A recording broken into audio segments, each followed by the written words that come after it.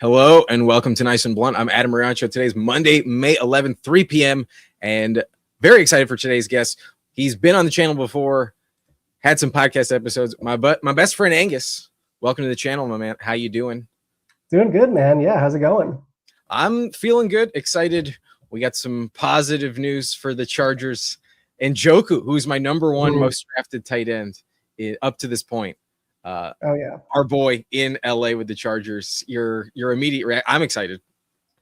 Oh yeah, I mean Chargers back to back off-season champs. Like no team gets you more hyped each off-season that this year is going to be our year than the Chargers. I believe that firmly, and there's a skill to that to keep a fan base engaged despite tragedy after tragedy. There's a skill to that. So I'm back in, is what I'm saying. Alec Ingold, I was iffy, but David Njoku, all back in. I'm here for it. I'm excited. Speaking of here for it, we got Keith, the big shooter, in here as well. We got Wilson hopping in. Thank you for joining us. Jamie in here as always. Hartman as well, and Green Bean saying hello. Thank you all for joining us. Having a lovely Monday myself, and I think we're gonna have some fun teams to draft today. But before we do, I think me and Angus are going to talk a little bit of strategy. Angus is in the subscriber league, has come very close. I believe you finished second, third, and then last year, was it bounced in the first round like me? I've been second twice, and then also I got bounced in the first rounds last year. Yeah, so it's brutal out there. It's an accomplishment to make it there. It feels fated and destined to be or not to be sometimes. The thing that still gives me nightmares is when you beat me in round one of the playoffs because I picked Jameis Winston as my quarterback, and I only needed, I think, 5 points to beat you, and he got me -1. Or I could have basically picked anyone else, and I would have gone on to the next round. But no, I picked Jameis thinking, well, he's got to score at least 10. And now he got benched pretty quick. So I do have to thank you for my championship 2 years ago. I would not have happened had you not started Jameis Winston against the Chiefs defense. They're good for something. Finally, the Chiefs are helping me out. But if I remember correctly, too, we were at a Chargers game while that game was happening, and I got to just watch that live with you sitting next to me. You trying not to be smug about it, but I could tell in your mind you're just like. When we got to the stadium, I think he was already sitting at like -1. I think he dropped to like -2 and got benched midway. It was a fun day, and it was even better because the game we were watching, I just wanted to root for Herbert, so I started him in the lineup and I benched Goff that week, and Goff dropped like 40 points against the Bills while we were at the stadium. But I won. It's all that matters, and the rest is history. So yes, thank you again. For you. Yeah, it's great. Good for you. Cheers. Cheers. Your check is in the mail. Anyways, this is my year. Sorry, what? This is my year, though. This one's got to be it. Your time is coming. I'm sure it's destined to happen. I expect you in the playoffs at the very least. But Game Tight wants to know if Superflex on deck. I think we're doing some puppies today. I think double puppy. Assuming Angus has time for the second one. Or at least doing a puppy. But before we get in, what type of strategy notes have you come to find from the like early market, especially like before the schedule drops? Is there anything that has jumped out to you? The prices are much different this year. My big one is I do feel the elite tier of receiver in round one is even more valuable this year compared to years previously. Like a Jamar Chase, my honest to God feeling is he should be the 101. It is Gibbs for me, but I think there's such a chance that Jamar Chase, for example, he laps the field and he's the best receiver, and you could have such a positional advantage with how down overall receiver production has been. That if you can get that elite receiver in round one, you could then take really nice running backs in round 2, 3, 4, whereas the receivers in those areas are much more speculative. But that elite receiver is just going to be such a unique commodity that top teams could have. Yeah, I mean, last year we were so entrenched in the idea that we needed the early round receivers. Like I remember James Cook was like running back 13 off the board, and he was like 5th round. And it's now today you want running back 13, it's like pick 20. There's really not much of a middle ground in like how our perception has shifted. So I would agree with you, especially in like Superflex, when like you only have to start two, having the one that can really be a difference maker that just no other player like compared to, I think is really, really valuable. But it's hard to manage. Like I want some teams where I'm really committed to early receiver and then just trying to find values later. But I always feel like I fall behind a little too easily. That's why I've been not drafting McBride or Bowers anywhere near as much as, you know, the field. I'm not even close to 8% on either of them, especially McBride. But receiver, I feel like the key this year is really knowing which names you want at the critical junctures. Like round 4 is like, I think 8 receivers go off the board in round 4, if not like more than that. So knowing like which one you want to target and which one is actually going to be the touchdown producer is so much more valuable. But what about quarterbacks? Where do you stand on quarterback? Because that's probably where there's maybe a drastic change. Last year we could get like quarterback 9 in like the 9th round. Now it's like good luck getting quarterback 16 in the 9th round.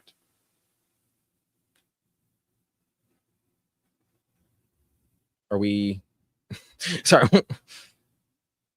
Did we time out? Looks like we're lagging. Let me know if you heard that. All right, I think we're having a little bit of technical difficulties. We'll be back with Angus. I think are we back? Are we frozen? All right, I'll be checking in with Angus in the meantime through our text change. Yeah, I think he's frozen. Okay. Something like that. Let me give him a text and then we'll set up the lobby and then we'll get back in to a draft. If it takes a minute, then maybe we can just draft in the meantime. He'll be joining us for sure over the course of the stream.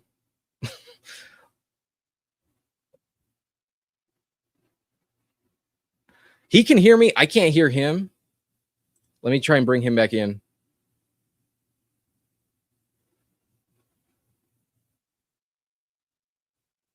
Testing.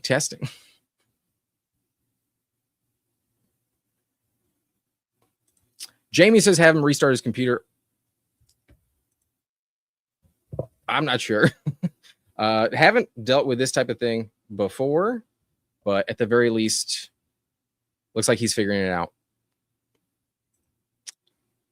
I think the camera was lagging paired with something in his connection. So with that in mind, I guess we'll hop into a puppy and he will join us when he can.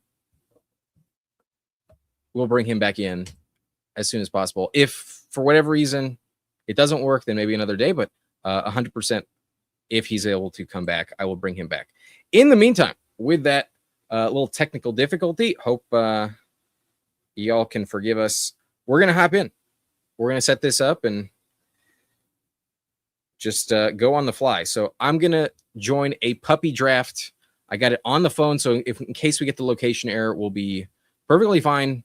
If you're ready, if you wanted to join today's draft, then I'll give you a little countdown. We're joining in 7, 6, 5, 4, 3, 2, 1. Let's go. Yep, as expected. I'm entering on my phone. All is fine. The draft has one more spot. I believe we are set. Yep. All good. Okay, I think Angus is back. Can you hear me, my brother? I can, yeah. Can you see me? Yeah. It looks like you're back. A little bit of a slow connection, but I think it's going to be all set. We have pick 11, and assuming everything's fine, I think we'll just roll forward. But tricky. Well, we'll try again.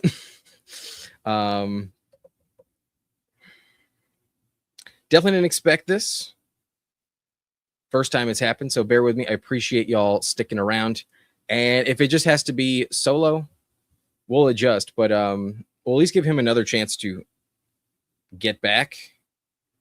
And appreciate everyone waiting in the meantime. But we got Wilson in at 5. I see Sweetleaf at pick 9. I got Super Beast in at 8. And then I think we've drafted with Brady before, or maybe Jeff. Not so sure, but given I was one of the last people in this lobby, not so sure. If you are in here, looks like Large Sneaks is in here at 4. Young Phil just took Jamar Chase. Good for you. I'm sure Angus likes that. Angus was hyping up Chase as maybe worth the 101. Pick 4 is phenomenal. So we'll just draft this team until we move on, and hopefully we can bring Angus back before long. All right. Looks like you're back. New camera setup. Right? The phone is probably pretty reliable. So if we'll give this a shot, I'll show you the board. What do you like in here at pick 11? Ooh, yeah. I mean, I know I just said all of that, or maybe it didn't come through. I'm Justin Jefferson or Genty for me. I'd probably lean JJ. We'll go wide receiver. Receiver in round 1, like you were saying, you think is a little more valuable. So I kind of want to fade Genty a little bit more than the rest of the crowd personally. Not that he's a bad pick. I just don't think I want to be like heavy overweight on him. So if you give me an option, I'll pivot. But on top of that, like at the end of the day, Justin Jefferson could very easily be the 101 any year in fantasy. He's that level of talent. I know JSN just had this amazing season. 10 seconds. You want Walker or Saquon? Boy, I guess I'll take Walker. All right. Yeah, I'll take Walker. Yeah, I think that's a great start. All right. So we start off Jefferson, Walker. I agree. I think Jefferson is capable of being the 101 again. Do you believe in Kyler? I think is the big question. I really, my comment on that is you don't really need to believe in Kyler a ton, mostly because of how bad JJ McCarthy really was. He was worse last year than Zach Wilson was for the Jets. Like, it was that poor of quarterback play coming into the Vikings. So it makes sense that somebody like Justin Jefferson couldn't really overcome that. I don't need Kyler to be this elite world beater. I just need him to be average, and I think that's going to be so much better than what Jefferson was dealing with last year. He's going to get a ton of usage. He's going to be on the field the entire time. Kyler should be able to get him the ball with regular consistency. So that's where that's coming. I think there's a chip on everyone's shoulder in Minnesota. Like, the way that last year went was so disappointing. Like, they still had, 9 wins despite all of the dysfunction, and then they had 14 the year before. Like, it's a team that believes they can compete, and they're just a quarterback away. So that paired with like the fall from grace that Kyler's had despite some of the success, I think it's going to deliver in the regular season. I wouldn't bet on it in the playoffs, but I think we're going to get a major bounce back out of Jefferson. I feel pretty confident taking him kind of above that tier of running back. Yep. And again, to get somebody who does have the talent to be the 101 at pick 11 is just always feels like a great situation in an offense that you do think now a serviceable quarterback can get him the ball pretty consistently. And Ken Walker is like, I love Ken Walker as a talent. And the one stat I love for his move to the Chiefs is Seattle was terrible at generating yards per contact while Walker was there, but the Chiefs offense, because of how much people have to respect Mahomes passing the ball, are one of the better teams at generating yards before contact. So you give someone with Walker's explosiveness just that added boost of being in an offense where he could really get running and then just get that 50-yard touchdown. He could have this amazing year, and he could even get like the touchdowns could be up. He could catch the ball. They might want to make it a point to show that paying him was a good idea and make him much more of a part of this offense. So I like Walker here.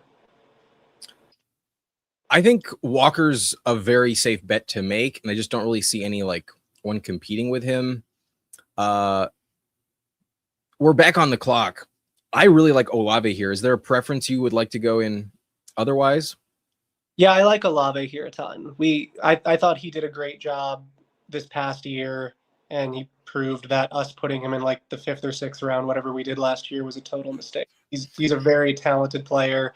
So yeah, I like him here a lot. I think he and Tyson could both do well, and one isn't necessarily going to destroy the other. Yeah, I like the opportunity for him with less coverage from the defense in the Kellen Moore system as like clearly the guy. I don't think rookie year Jordan Tyson is gonna really pose a big problem. But we're back on the clock. Do you want to pull up running back, given we got boxed out before, or do you want to call your shot with a receiver here? 10 Yeah, seconds.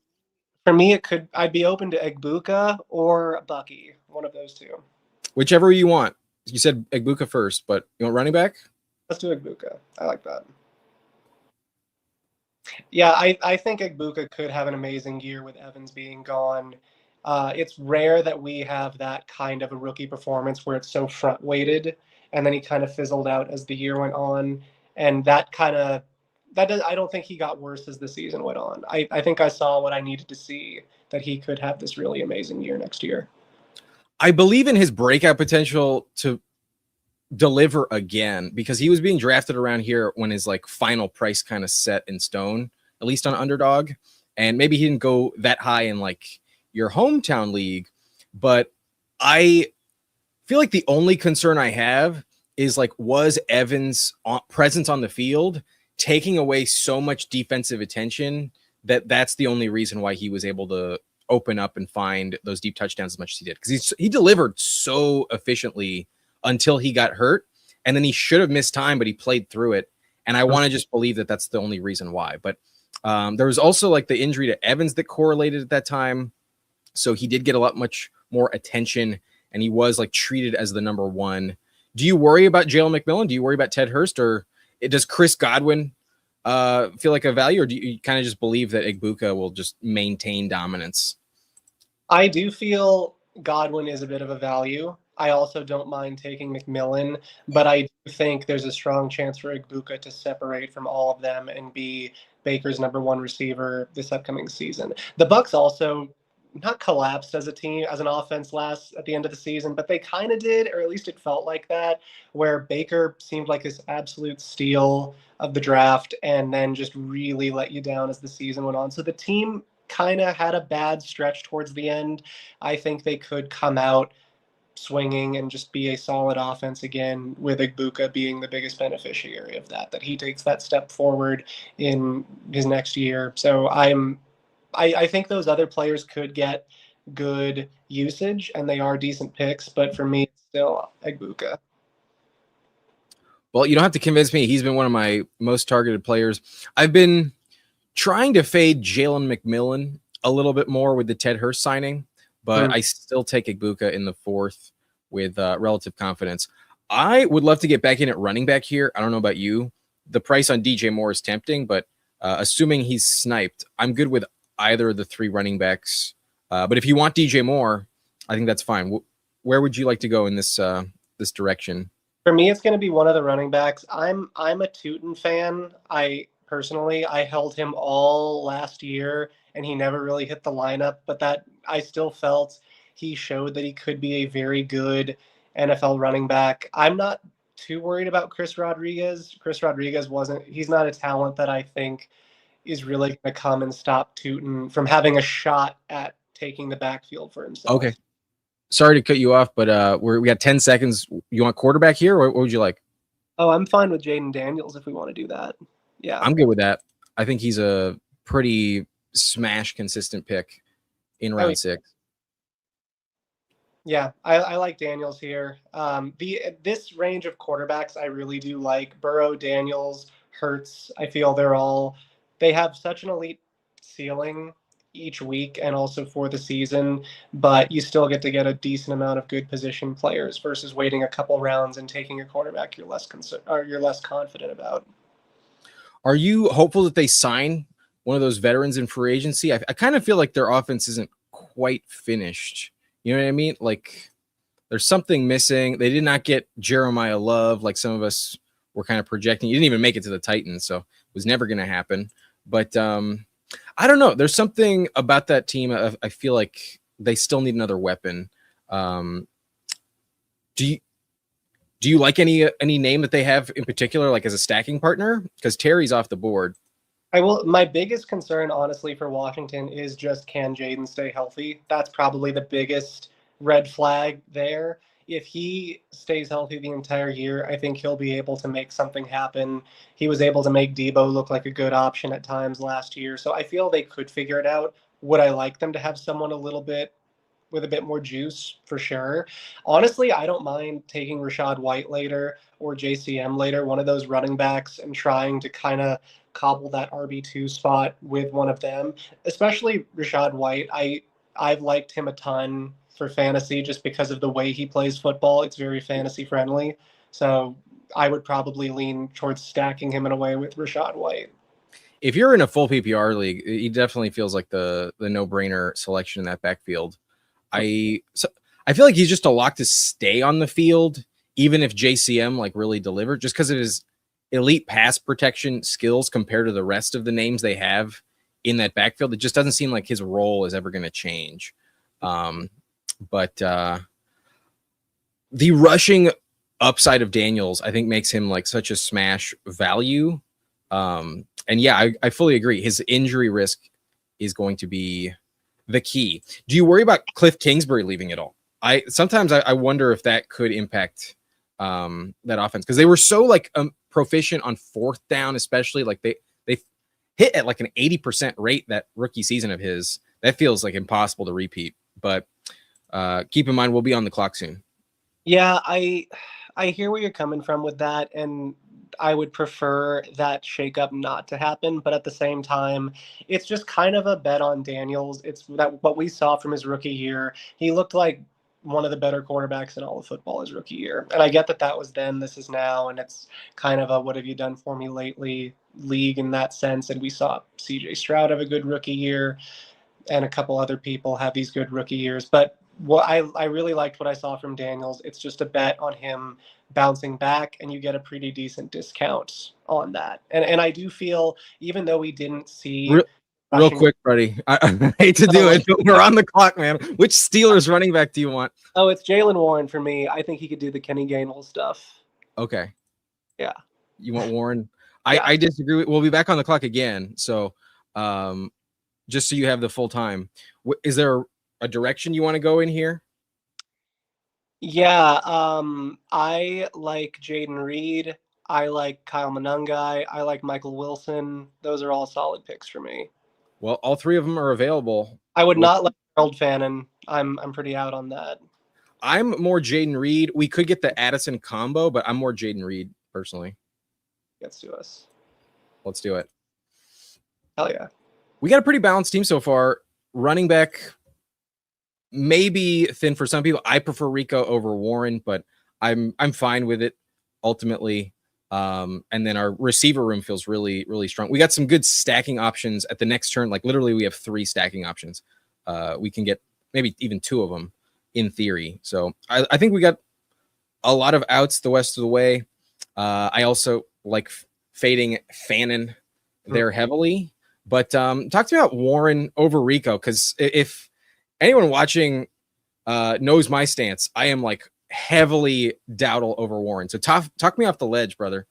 Sure. So what it really is for me, like, how concerned are you? Like, Dowdle won the job over Chuba last year and then also fully lost it, and kind of by his own doing. So that's where listen, I picked up Dowdle everywhere off the waiver wire. I saw what it could possibly be and thought he was great.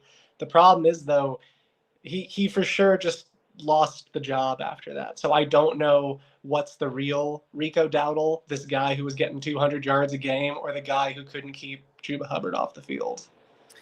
That's fair. The way that the second half of the season went down was a little bit eyebrow raising.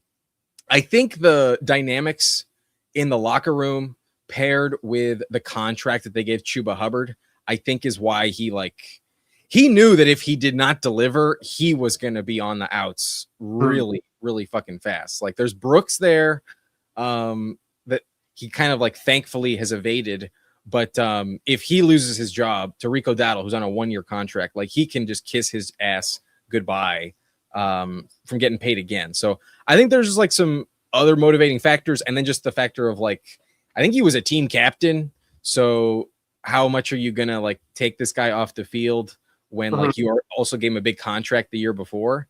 I think there was just kind of like politics a little bit involved in that decision, but it could have been handled better. And maybe Rico just didn't quite earn it. But I thought he played so well when he did get the touches. It was just like, I like all the circumstances, and I don't think Warren is like good enough to keep him off the field. So I haven't quite gone back in on Warren, but I understand the take. We're back on the clock. Kyler's a stacking partner, so is Shuck. Kyle Pitts is also available. Yeah, how do you feel about Pittman too? I'm liking him more and more this year. We can go Pittman. I think the team after us is probably getting a receiver, so I'm fine getting ahead of that, and then we'll still have a good option. So I'm good with that. Yeah, let's do that. And then I'm open to taking a second quarterback if we want to, but you let me know how you feel. I think from a value standpoint, this is the spot to take a quarterback. We also have the stacking partners with now Kyler's off the board, but Shuck with Olave and then Baker with Igbuka is available. So I'm good either way. I don't love JCM personally, so that's fine. I do think Pitts is a good value here though, but whatever you would like. It's like Stafford love or on this team, not that much. For me, it's either Pitts or Baker. Let's do Baker. I'm good with that. Do you full fade Pitts, or are you just not on this team? Listen, if I was to have a fantasy truth serum take, is that if every single year you faded Kyle Pitts, you were correct, but you also missed out on a cultural moment for fantasy football players. Like believing in Kyle Pitts in an off season is such a crazy experience because you're like, I don't know, this could be the year. He could come through. That's Stefanski. Stefanski loves the title. Like you could convince yourself so easily that it's all going to come together this year for Kyle Pitts, and it never does. But you got to have it at least once. I've already done it. I've done my time. I know you kind of did 1 year. So once you get, this is a good year to believe in him. Lord knows. And every year the argument's the same. Well, I mean, he's cheaper now. He's cheaper now. I mean, at this round, he's got to pay off, and he never does. So. I mean, last year, if he didn't have the fucking 40-pointer in the playoffs, if he wasn't so like relevant for like advancing and making money, then I don't think we would rank him this high. I don't think he'd be going at this price. I think he'd be going closer to like Goddard, Kelsey, or even like Isaiah Likely. I don't I don't love it. It's still Atlanta. They got a weird fucking quarterback situation. I know it's Stefanski and like it should be good, but like he's like you were alluding to, it's just always nothing but potential with Pitts, but like there's really not that many results. Mm-hmm. And like I don't want to get hung up on the one outlier of the game where he had a hat trick and scored the most points in like 40 fucking years or some shit. Like I still think he's not really a desperation click where it's like overwhelmingly I know I'm getting the right guy where he goes. So I didn't mind passing on him twice. I sometimes think I should take him more, but in that range I'm much more Laporta. And then I'm also like I love taking Goddard. I love taking a quarterback, a tight end in rounds like 13 or 14. Like Okonkwo, I could see put up similar numbers to Pitts. Probably not, but I don't think it's crazy. Mm-hmm. Yeah, I talk myself out of Pitts more often than I decide to take him. And but, if you're either getting Michael Penix or Tua, like those are your options. Those are terrible quarterback options. So I've got to kind of like bow out of all that. I'm a big Jake Ferguson fan this year. I don't know about you. He just got taken by Sweetleaf. Honestly, even Mark Andrews, likely I'm into. Gadsden less just because of the recent Njoku stuff. But Goddard, all of those guys, I could just see having pretty decent roles in their offenses with the chance to score. So love a tight end here. I like that. Is there any running back you want to get in on, or you want to just favor your preference at tight end? Which one do you want the most at tight end? We'll do that first. I guess, boy, I would go Likely or Goddard. You get to pick. I don't take I take so much Goddard in the first place. I'll pass on him in this one. I can talk myself into Likely. I think I don't have enough of him, to be honest. They got him, so that, and he's young, talented. I love what the Giants are doing, so let's do it. Wilson's not happy. Okay, we're back on the clock. We could go tight end again, but I feel like we're getting a little behind at running back. No, this might be early. You kind of sold me on Pacheco on one of your streams, where it seems like he could just be the RB2 for the Lions, and he could have more touchdowns than people think he might. If you want, I've never taken him this high, but the position is getting very spend happy. Like so many of the ones that are valuable are off the board now. So I don't mind it if that's the direction you want to go. We're at a spot where pulling someone up is always justified to me. He's usually there in the next round though, so we might have overspent. But I think structurally we kind of needed a running back soon, so I'm good with that. Our receiver room is great. And I think anyone I would have lobbied for personally would have been a reach anyways. So I'm good with that.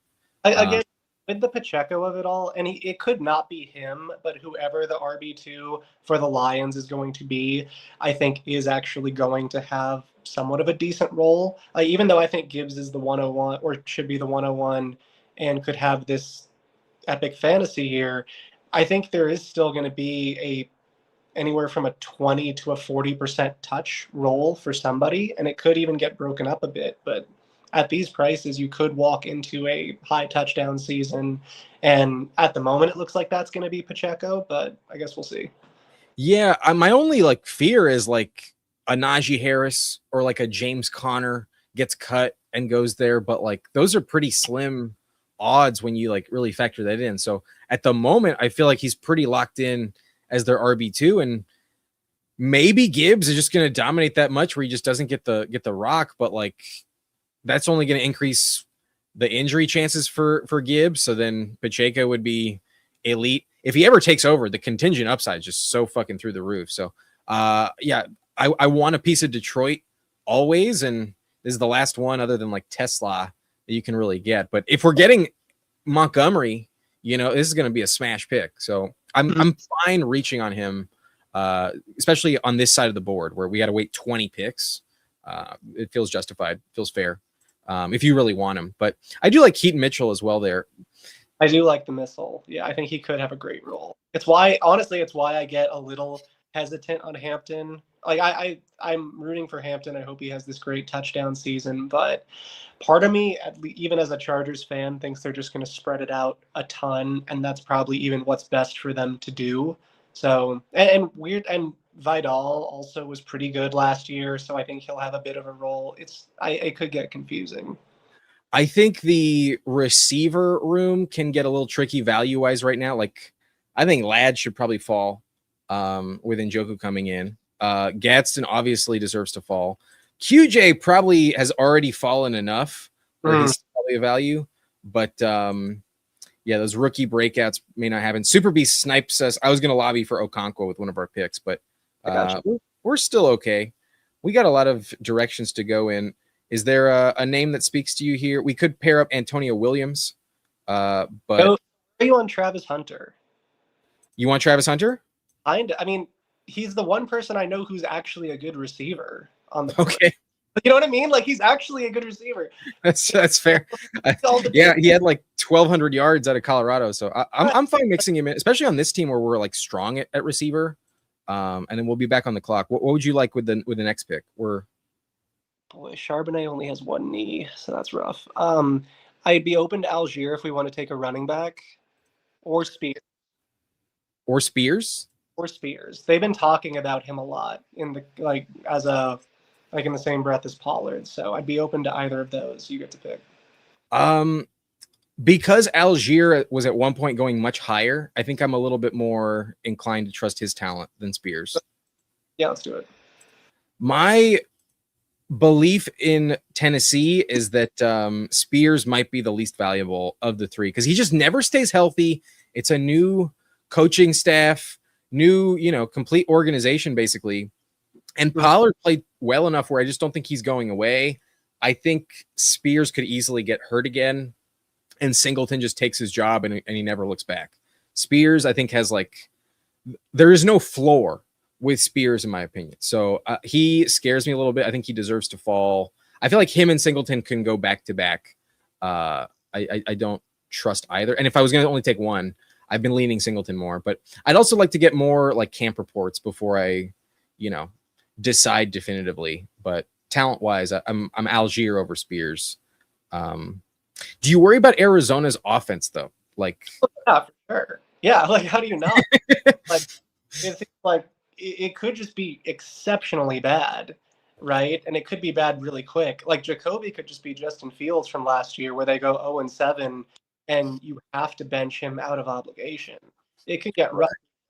But if that happens, and let's say Love gets a little hamstring ding during the season, they could very easily rest him, take it easy. I think Algier just has some outs where he could get a decent amount of high value touches. Maybe they don't want Love to be that goal line back just because that's a rougher type of contact that he can get. So I think Algier actually does have some outs, and this is decently low. Yeah, the James Conner element there is a variable. I'm not totally sure how it factors in yet, but Algier's familiar with being a backup. Jeremiah Love played in a dual backfield last season. I think his rookie year might have, a few growing pains perhaps. Look at Genty, also a terrible offense, but it's just hard to convince myself we're getting more than 5 touchdowns out of Algier in a best case scenario. Yeah, there's for sure. just one reluctant aspect of it, but go ahead. No, it could get real rough real quick, which is why I'm hesitant to take, honestly, Trey McBride or Love, those expensive Cardinals. And that is still crazy to me that we do have, we think the Cardinals are going to be this atrocious offense, but we have 2 of their players in the first 3 rounds. Lord knows that's never. I mean, it's the same thing with the Raiders. Not just this year, but last year too. It's and it was the Jets with Garrett Wilson and Brees a few years before that. I think it was the second year Rodgers was there. That was still happening. It just it usually doesn't work out, even though I'm also a big Bowers Genty believer. You're usually going to get that wrong. We're about to be on the clock. We only have 1 tight end. Would you be down to take Otten before the next team has two clicks? You're not into Gunnar Helm?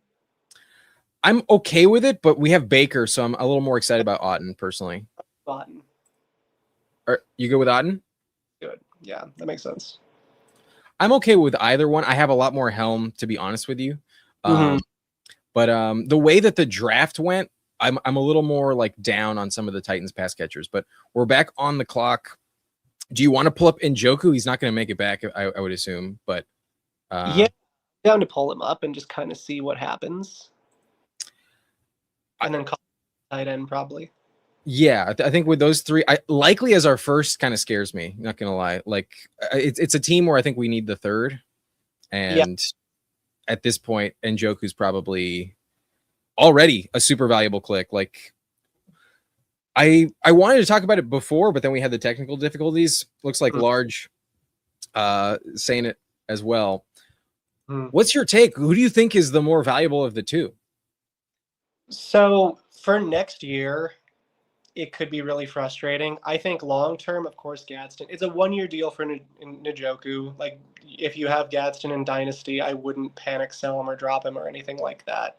He still, I think he really popped last year. And then when his production declined, it was kind of because the Chargers as a whole were declining because the injuries just started to catch up with them. Right. I don't because all of a sudden Gadsden got bad. It was everything around him kind of got bad. And as a whole, they just kind of went down. I was ready for Gadsden to be my most drafted tight end this year. That's how good of a talent I think he is. And I think he could come up with a little role. I just worry that in LA for the Chargers this next year, the ball is going to get moved around a lot. It's why I'm nervous about Ladd a little bit. That's why I'm nervous about QJ. Kind of all the pass catchers. I think they could all really go weeks with minimal production. But to answer your question, I'd probably lean David Njoku for this year. He's really good. I could see a pretty mixed bag. Gadsden was starting to drop some passes down the stretch last year, so I felt like some of the confidence was maybe wavering and shaking a little bit. But I also feel like there's enough committed to him, like long term, where they want to make sure they develop him. I think it's a bit more of a camp competition. I think the job is kind of a bit more up for grabs. Joseph says the contract for Njoku does not inspire confidence. I mean, I haven't looked at the exact details. I don't know off the top of my head what the guaranteed versus just like full incentive laden contract is, but $8 million is not nothing. You know, it's at this stage in the free agent market, I think it kind of speaks to like what his options are and like what other teams are willing to pay. But from a talent standpoint, I don't see many other weapons that were free agents that can really deliver more production than what Njoku has to offer, other than maybe Stephon Diggs. Like that's the one name that can maybe give you like, you know, closer to 1,000 yards. But I think it's going to be close between the two, and it's going to ping pong week to week. We're back on the clock. What's your preference here? We could go Ted Hurst for the stack, but we got 10 seconds. Yeah, I like Ted Hurst. Let's get crazy with it. Okay, and then that'll be our 7th receiver. Are you going to want a 6th running back? I feel like we're okay enough at running back, or would you want an 8th receiver? Or listen, I'm never opposed to taking Dontavian Wicks, especially if you think AJ Brown's out of there. I definitely think AJ Brown's out of there. I am not 100% sure what to make of it at this point, but I'm going to trust you. I'm going to go Dontavian Wicks. Do it. He's going to have some spike weeks. I feel that is a pretty safe bet. I feel like he's going to have a few deep shot targets, but then there's the McKay Lemon aspect where it's like, what can you really lock in? Oh, for sure. I feel though, with this being one of your last, like at the end of your draft, can you conceive of a world where they can go off and get like 1 or 2 weeks where they could hit your lineup? And for me, the answer is yes. That he could just, he's good when he gets the ball in his hands. Consistency is an issue for him, but I don't know. He's an exciting player for sure. He's been hyped up. I mean, a couple of years ago, we were drafting him like in the 120s.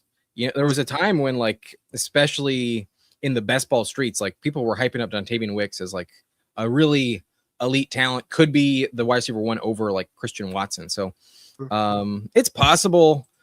The contract $12 million is like kind of irrelevant at receiver though. Like he's like a Tutu Atwell. Oh yeah.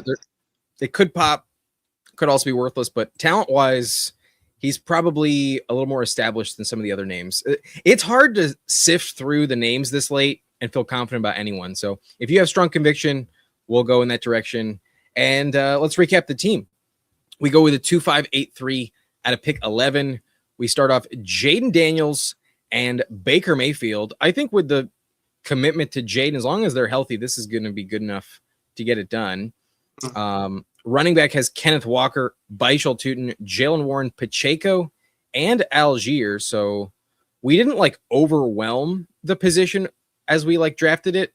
Some could say maybe our depth could be a little bit thin, but I think from an upside standpoint and like just touch wise, I think we're good as long as Baishal Tutin does deliver. Any thoughts from you so far? Yeah, I'm a Tutin fan. I think the Jags as a whole could just be one of the better offenses in the league next year. So that's really a key for our running back room, is if we can get some early consistency. And it's a bet on Warren being like the main guy in Pittsburgh over Rico, and maybe being able to take a lot of that Kenny Gainwell dink and dunk from Rodgers. So we have some things that need to break right for us, but I like it. I think if Warren can kind of overwhelm the touch split, it's probably going to be a bit more early in the season, given his just like how long he's been with the team. But, Mike McCarthy, just like that's a whole fresh slate for everyone. So that's where this is the one part of the team I'm just not sold on, just because I'm like so Rico pilled. But who do you think Rodgers is going to want to do ayahuasca with more, Jalen Warren or Rico Dowdle, because it's whoever Rodgers likes is what I really think it is. If Rodgers tells Mike McCarthy, hey, I don't trust this Rico guy, I like Warren from last year, then I feel it's going to be Warren. Well, it's definitely not Caleb Johnson. That's for sure. So you do have a point. Rodgers is definitely the key. That's where I have not taken Jeremy Bernard more than like once since the draft. I used to take Jeremy Bernard like crazy, and I'm just kind of convinced, okay, Rodgers is more likely going to just annihilate any value that this guy has in his rookie season.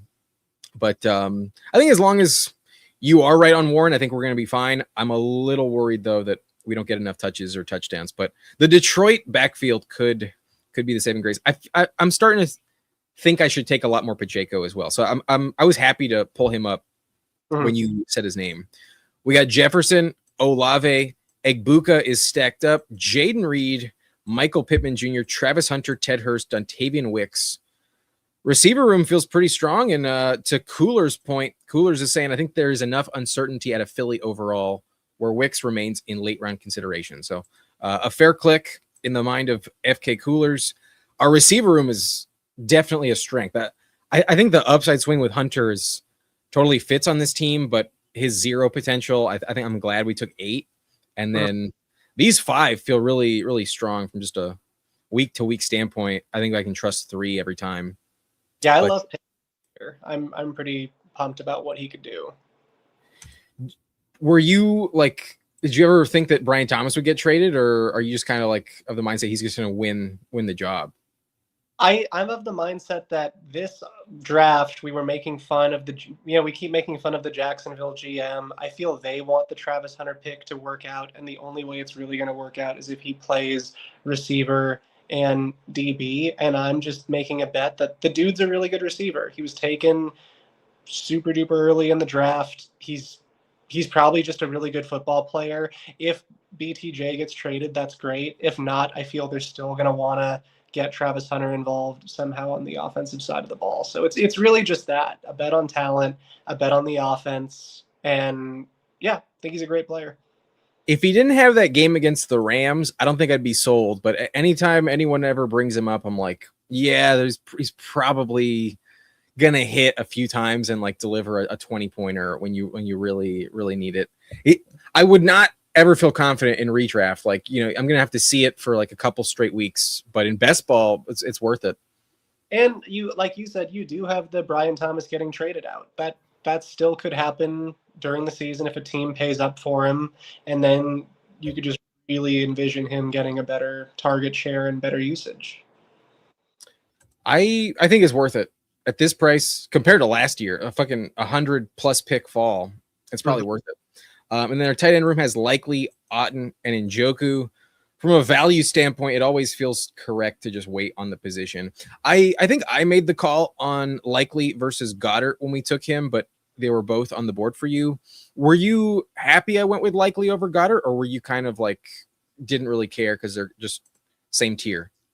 For me, Likely is like a top 8 tight end. I would be open to taking him as soon as like tight end 5, but that's Shit. Yeah.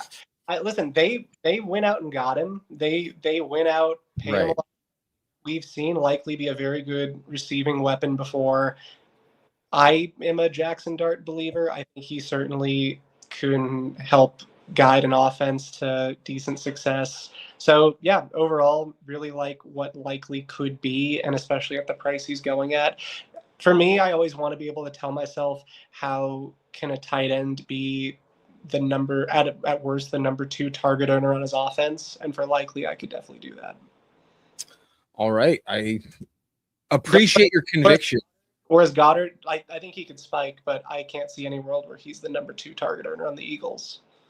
Okay, that's fair. Yeah, the true upside for Likely, we've also seen like he can deliver like 14 points a game. Like there was a stretch there where he was truly like an elite league winner. And he kind of got overshadowed because at the same time, like I think Njoku had his breakout with Flacco, but the two of them were just like fucking nuclear down the stretch. And I am curious where those Wan'Dale Robinson targets are going to go. Like they can't all just go to Neighbors. You know what I mean? Like Neighbors is going to get his, but they don't have a number 2 that I trust at all. So Young Moolah's been on the channel. He's tried to talk me into Likely, and I definitely felt like I was missing out by not taking Likely enough, but I've had a hard time ranking him over Goddard. So for you to tell me you're willing to put him top 8, top 5 even, maybe I got to reevaluate. But he feels like where he's going, it's hard to miss on most of these names. But his true upside could absolutely be what we saw from him a couple years ago. I loved him like crazy last year, and then he got hurt and just never quite paid off. But I was never upset taking Likely last year.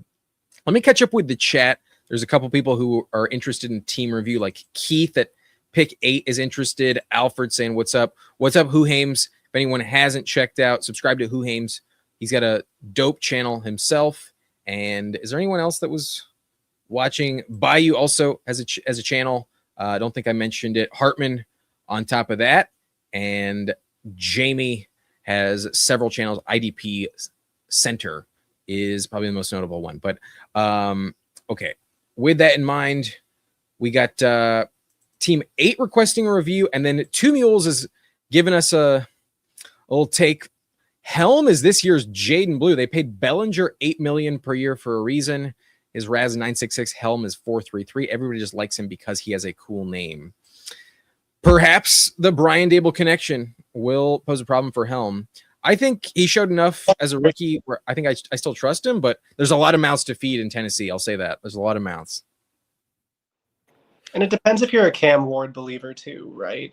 If you think, okay, they're going to be resetting in a couple of years because Ward just really isn't cutting it, or if you actually think he could take a step forward this year. I'm probably a little bit more in that camp. I certainly wouldn't be surprised if Ward turns out to be a bust, and this year is pretty rough for the Titans. But I'd like to think Dable has the ability to at least make an offense that could be functional. I don't know how much of a ceiling it's going to have, but I think it could just be an overall better offensive environment this year. I think their division is still winnable despite, the Texans and Jags looking like a juggernaut. Probably too much to ask for them to win the division, but their problem was coaching so overwhelmingly last year, and they really did upgrade and address coaching, plus weapons. I think from a fantasy standpoint, the Titans will be much better. Will they win enough games? Probably not.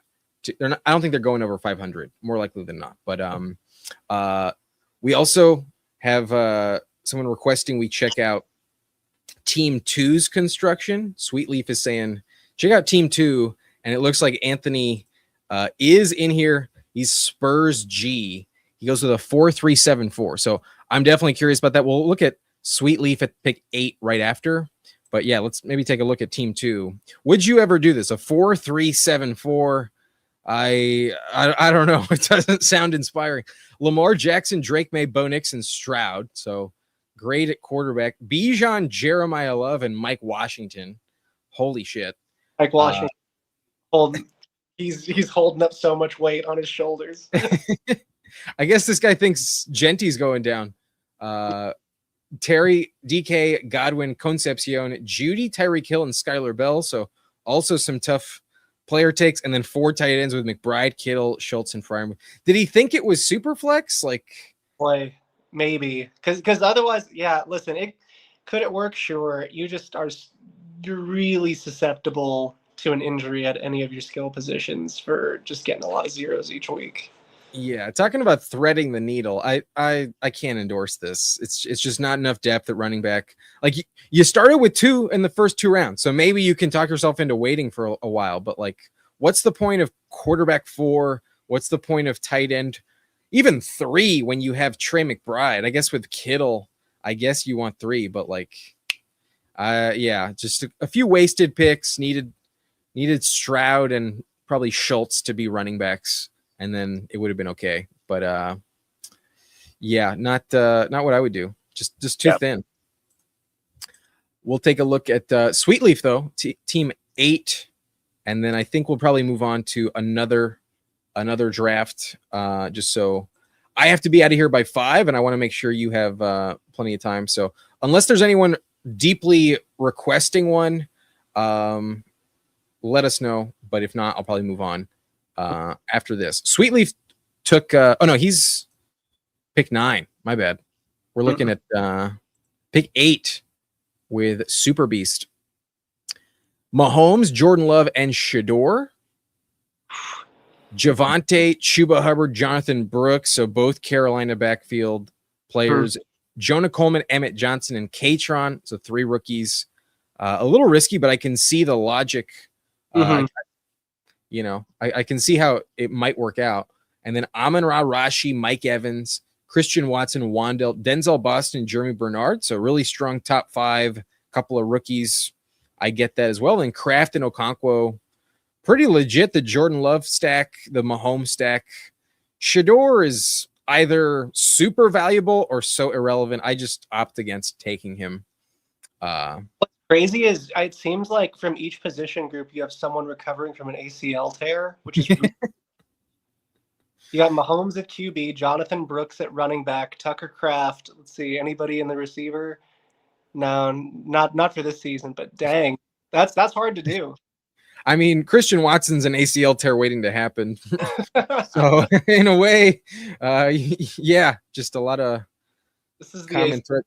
The team makes sense. I'm pissed he sniped us on Okonkwo. That was a bummer. No, that's a good. I like Okonkwo this year for sure, and I'm even everyone who tore their ACL, I actually really like them. So that was more a joke. Yeah, the receiver room feels great. The running back room, if my bet on Trevor Etienne pays off, then he's going to be pissed. But I can understand taking both. It's a backfield I think does have value, but it's so ambiguous. It's not terrible to take both because they're at much different prices. But I tend to kind of just favor one. I usually only take Brooks, and then yeah, it's not a bad team. Definitely well correlated. Running back just a little tricky, but otherwise I like it. You got to worry about Najee or someone like that becoming a Cowboy. That's something I could still see happen, but we'll see. You think so? Where would you think what's your like number 1 landing spot for someone like Najee? Number 1, his value? Sorry, say that again? Like for his value, where I'd want to. Yeah, like where would you like to see him where you think he could actually contribute? I feel most places he goes, it's going to be a team who thinks they're competing and they want a bit of depth and veteran presence. So I worry anywhere he kind of goes. I mean, I guess the answer is Seattle. And if you don't think Price, and then it would be that Price isn't actually what he seems or isn't actually a good pick, and Charbonnet stays hurt all year. Yeah, at this point, I think they're probably committed to Price and Wilson and seeing if they can get anything out of Sharps. But I could see Detroit for sure. And if Dallas does decide that they want more depth, then maybe. But they seem like super committed to Javonte. At least the approach last year seemed like they were okay with it. But I haven't been clicking Najee, to be honest. Like I've found it a hard like proposition to believe in because he's never like been a player I loved. But it's hard for me to see where he would go, in all honesty. Something like that. Like if he goes to the Vikings or one of those types of teams, because then it's Aaron Jones gets hurt because he's much older. And then maybe Najee could do kind of what Cam Akers did. Possibly. But it's hard to really see it. Yeah, I'm more inclined to think he's kind of not worth clicking until I know where he goes. But Anthony says should have got more running backs, but I feel tight ends will be something to watch. That was the team with only 3 running backs. I do kind of like this take. I've kind of been trying to draft more tight ends a little bit later, but only 3 running backs is just not the way to go in my opinion. But Tax and Gigs has thoughts on Emmett Johnson. I believe this is a Pirate Ghost from the subscriber league hopping in. Yes, this is Pirate Ghost. I think he's a probably solid value. Could get a lot of opportunity, but best case scenario, he has like a Kareem Hunt goal line role and not much else. I'm much more committed to Walker. I got to go in that direction. I think we're gonna move on, draft a second team. I'll try and filter the chat accordingly, but I think for the sake of time, both of us got to get out of here in an hour. So, all right. Do you want to do a puppy or do you want to do a different tournament? Up to you. Yeah, I mean, I'm open to Superflex if we want to do that. Only if you feel inclined to do so. I don't want to force you in either direction, but it'd be different. Let's spice it up. All right.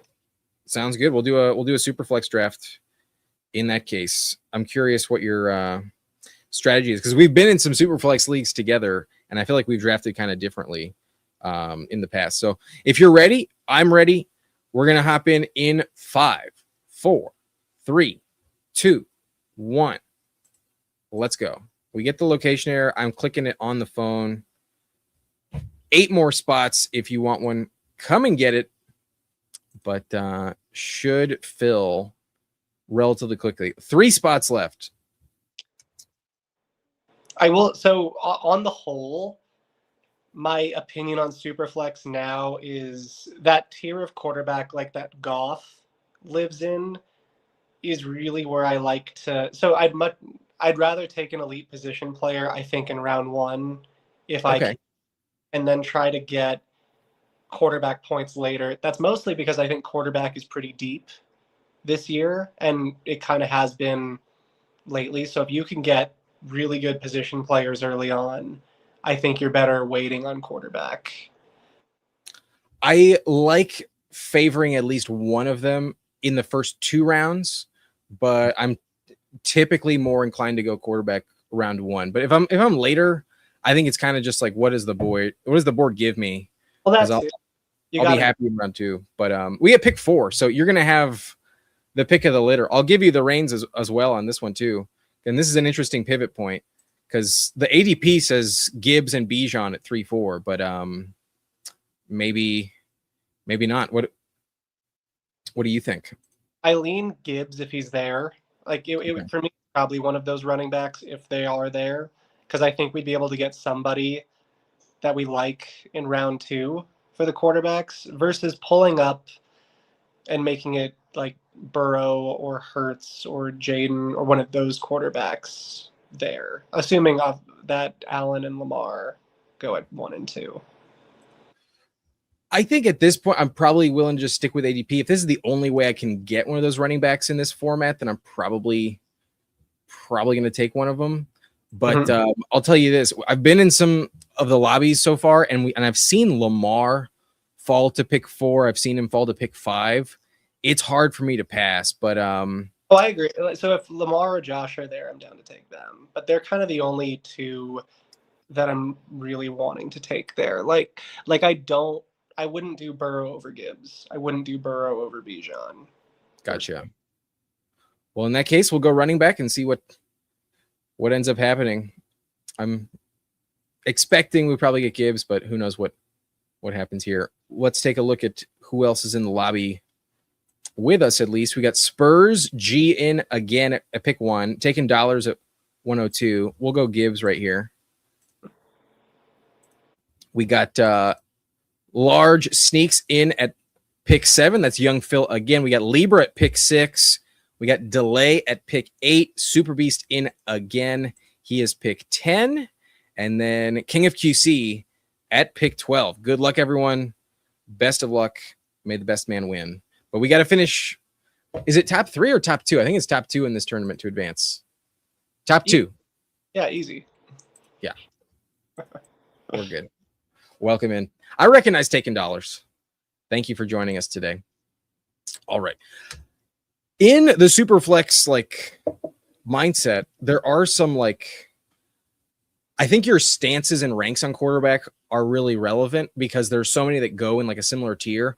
Are there any that you really don't like? Any that you think might be too expensive and that you've been trying to stay away from? Because that I think is a bit more good, valuable to know than oh, I love this player.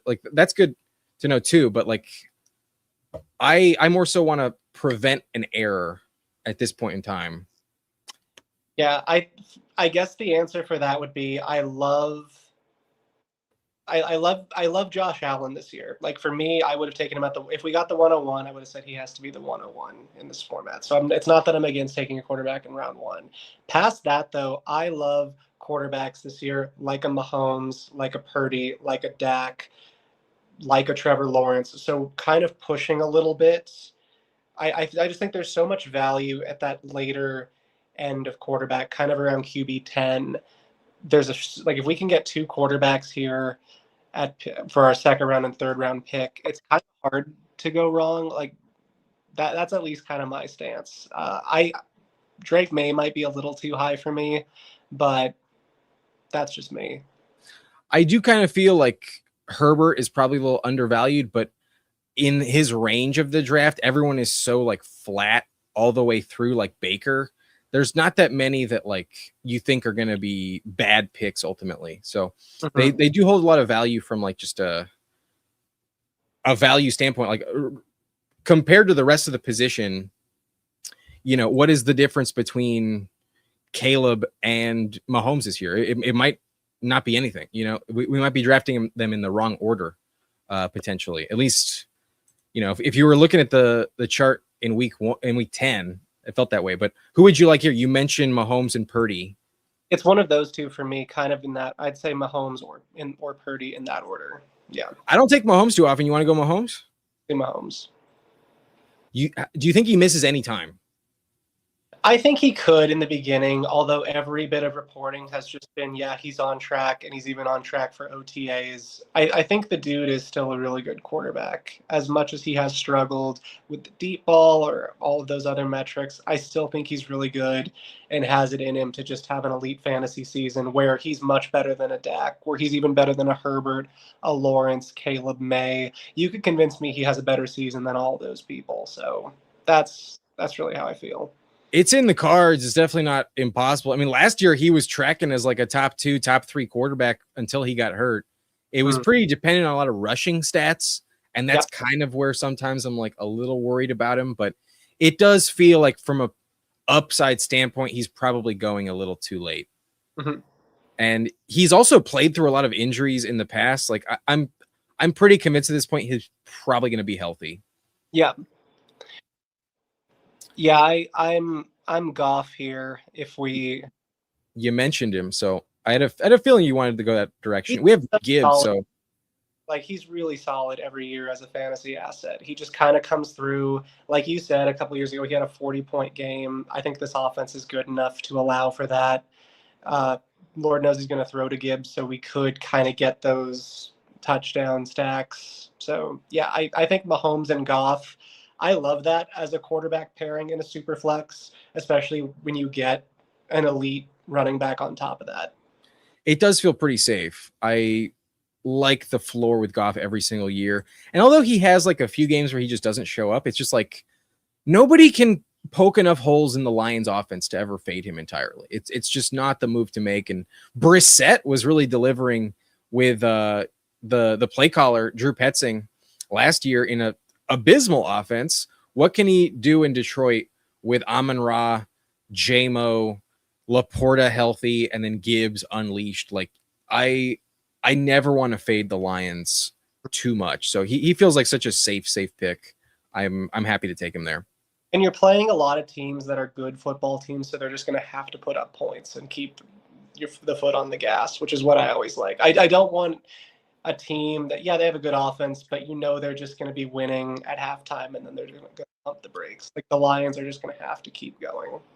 Their defense is still nothing that really scares you. Like other than Aiden Hutchinson and then like maybe Brian Branch, like there's a few splash plays every now and then, but it's not a team that like consistently holds their opponent under 20 points. Yeah. And even if they do, they're still going to be willing to drop 50 if they want to. I can never get upset with a Gibbs Goff stack. So I'm happy with that. Was there any part of you that considered Jefferson there though, just because of the falling value? Yes, except I don't know what the quarterback is going to look like. The quarterback situation is going to look like when it comes around to us here. Like I was pretty tempted by Jefferson, but figured, okay, we have these two pillars in our lineup in Mahomes and Goff, who, barring an injury to them, are going to be pretty solid for us on a week-to-week basis. Yeah, I agree with the decision there to take Goff because it's just never safe with who's available in round 4. If you get a good quarterback in round 4, pick 45, it's because everyone kind of fucked up. But in general, I'm never really pushing quarterback to round 4 unless I'm on the tail end of the board. I got to be like picks 9, 10, 11, 12, and even pick 9. I feel kind of scary doing it, but we're about to be back on the clock. We could do Rashee Rice here. I know he's your boy. We got the stack, so it would make sense. I thought the law, but the law won't. No, the dude, listen, cards on the table. He's a really sketchy person, but like, guy can ball. He gets the ball and he could just score. So, I don't like it. He's not a fun person. What are you talking about, man? You love Rashee Rice. You take him every fucking year. Last he's year, gonna pick every year. Every year, I'm like, he's suspended for games, but then he's gonna come back and just crush. So it's great. I've taken him every year since his rookie year. I don't like what he keeps doing off the field, but like, my God, he's good with the ball. I think with Mahomes, it's fully justified. I was kind of gonna lobby for him even if you like didn't want him. So I'll take him here. I don't take him too often though. Oh sure. But if he doesn't catch another case, he'll finish top 10. Okay, now where are you leaning at this point? I think Nico is pretty decent. We could go AJ Brown if we want to. I don't know how you feel on that. Drake London. I'm open. I'm more inclined to take a running back because we only have to start 2 of either running back and receiver, and running back's going to fall off so dramatically. So for me, it's either ETN or Kyron. I'm okay with Javonte, and if you want a quarterback, I'd go Ward. But I think I want ETN or Javonte. ETN or Javonte? Then we can go ETN. All right. I'm good with that. I love the Saints offense, to be honest. And having the elite anchor receiver with our top 10 assumption on Rashi, I think that's a fair projection ultimately. I don't like him, but I can't if I was just going to tell you I don't like this player and you can't fucking take him, like that would be so naive about just like what value does he actually offer? And he can finish top 3. He absolutely can deliver higher than where we're drafting him. So I'm chill with it. Why I like taking Gibbs in the first, because if you look at our build, we have a true wide receiver 1, a true running back 1, and then 2 very solid quarterbacks. Like, I don't feel we really sacrificed anything because Burrow instead of Gibbs, and then you have to do and then it would be CeeDee Lamb. I love Lamb, but at the same time, I just like this a lot more. In this contest where you can, any given week, you can start 4 running backs. To know that and have Gibbs is probably enough of an advantage to where like the drop off between Burrow and Mahomes, it might be negligible. We might be getting the better pick actually with Mahomes versus Burrow. It's not off the table. I wouldn't maybe put money on it, but I don't think it's insane to where we actually got like the 2 best players that we could take at pick 4. Add to that, this isn't a 2 quarterback league. This is a Superflex league. So we could still have position players hit that Superflex spot. So having the 2 solid quarterbacks really carries a lot of weight for the rest of the draft, just knowing we have that lockdown. I'm inclined to fade receiver for quite some time, to be honest, unless we get like a tremendous value. I've typically noticed that like round 8 is where a shit ton of receivers fall. Like you can get like a 30 pick fall in round 8 at receiver sometimes because the other 2 positions get like so juked up. If you're comfortable, I'd be down to double tap running back around this turn. If that's like I'm not a Bryce Young or Fernando Mendoza believer here. I'd rather go running back. I think it's interesting that Super Beast just took Rodgers at pick 63. Rodgers was going like pick 95 about 4 days ago. Yeah, those days are over. It's about time. I've taken him way too much. I need to start finally fading my Rodgers investment. But I'm glad it worked out. I always assumed he would play. We're about to be on the clock. Which running back do you like here? I'm happy with either of these 2. I'm Travion over Swift, but I'm Travion over Swift as well, especially with someone like an ETN who feels like much more steady, and with Henderson being much more of an upside swing. So yeah, I like Henderson here. Sweet. The like smash potential for Travion, like if Ramondre ever goes down entirely, like we've seen it. it's undoubtable. Travion can be a top 5 running back if the circumstance is correct. But do you think it'll be correct? Or do you worry about Ramondre at all? Like last year, I didn't give a shit about Ramondre, and I was obviously wrong about it. Yeah, I feel like you have to be a little nervous about it, right? That's the interesting thing to me is we're really not getting much of a discount this year when for all and the Patriots coaches showed us, especially when the chips are down, we are not trusting this guy. We're leaning on Ramondre, who is going to be there again next year. You have to really put a lot of projection onto it. I think the dude's really talented. I also, though, have to admit there's a world where Henderson becomes kind of a remember that guy and a remember, like, oh, he had all this potential, but never really did anything with it or was never really able to kind of, for whatever reason, move into that elite role. But I'm willing to take another swing on it this year. I sure hope not. I mean, I'm willing to kind of believe that it's kind of like Vrabel just not really committing to rookies as much. But it's Mike Evans here. But you like Evans? Is that what you said? Yeah. I'd do Evans here. You're down to veto it if you want. I think he could just have a ton of touchdowns. Judkins about his leg. I'm fine with it, but I'm also kind of compelled to get back in at running back. But if you want Evans, I'll take Evans. Yeah, let's do Evans. I like taking him a decent amount just because, like him and a Shanahan offense running those routes. If he scored double-digit touchdowns this year, I wouldn't blink at it. So, as long as he's healthy, I think that's a lock to bet on. Honestly, like the wide receiver 1 in San Francisco, even the wide receiver 2 in San Francisco typically is going to give you close to 10 touchdowns. But the way that he operates, he's the clear number 1. I don't think Pearsall is going to overtake him. It's just a health question with Evans. But you could tell me that he's like, where Devontae Smith and T. Higgins go off the board. I could argue that he's the next best player. He might be drastically slept on. But you did pass on Garrett Wilson to take him. In regards to ADP, that's unique. Were you? Yeah, I don't know. I don't want Frank Reich's number 1 receiver. Really, okay. Listen, I think Garrett Wilson's great. I think he's a very talented player. The Jets are just the Jets are another team though. I can't really quit. Every year I seem to draft a Jets player, get hyped on Brees, get hyped on Garrett Wilson. It could work out. Geno was awful last year. I do think this is the best quarterback Garrett Wilson's ever played with. I also think the Jets in general are going to have such a hard time scoring touchdowns, and that's why I went Mike Evans. You think Geno's better than Rodgers? I'm not going to go that far. Rodgers off the Achilles, yeah, for sure. He was awful. I watched him every week because I had Garrett Wilson.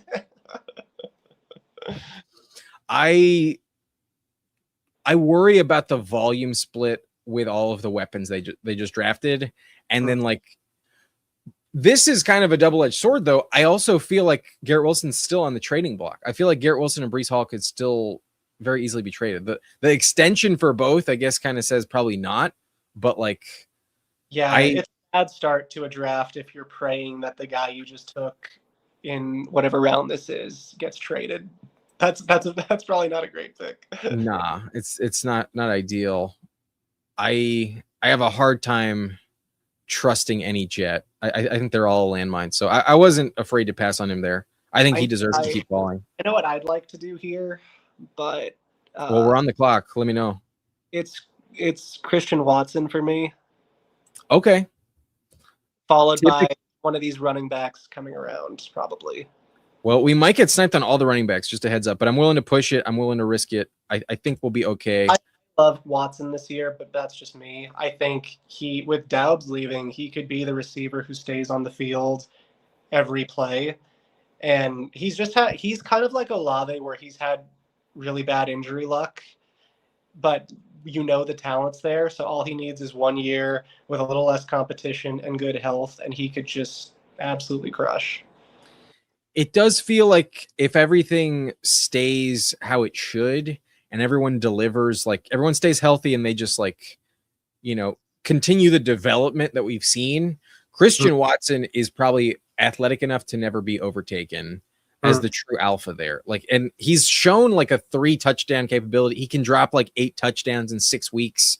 He can have a stretch of just like truly elite potential. But then I also find it hard to like actually believe he will stay fully healthy. That's the only reason I don't take him like crazy, but he does feel like a really, really valuable option.